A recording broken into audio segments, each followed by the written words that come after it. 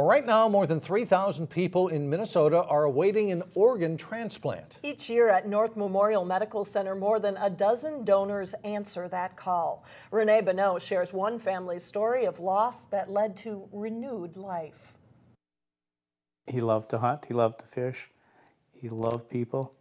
He lived on the wild side of life, I would say. We were always afraid, Debbie and I, just because of his risk-taking, that someday we're going to get a call. On October 13th, 2006, Deb Pouliot's family got a call, one they never saw coming. And they said that he had, in his sleep, had a stroke, massive stroke. At 34 years old, Jeff had a brain hemorrhage that left irreparable damage, but the rest of his body was in good condition, making him an ideal candidate for organ donation. Not only did Jeff have it on his license, but he had talked to all of us about it, and so we were grateful that we heard it from his lips, you know, that was something he wanted to do. And so it was not a hard decision for us at all. It was a decision that saved LeRoy Wegscheid's life. I had congestive heart failure about 20 years, and then I had 4 heart attacks and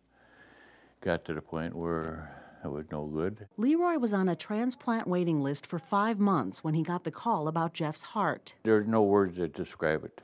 I mean, I'm so grateful for the second chance I got. Jeff and LeRoy's story is just one of many that start here at North Memorial Medical Center. Organ donors, usually about 20 to 25 per year.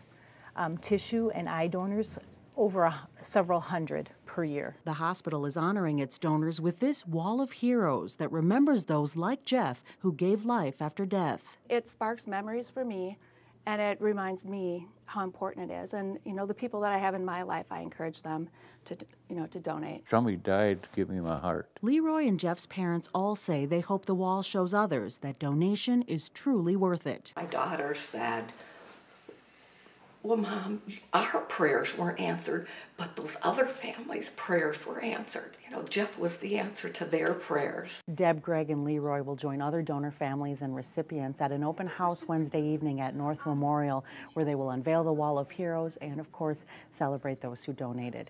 In Robbinsdale, Renee Bonneau, 12 News.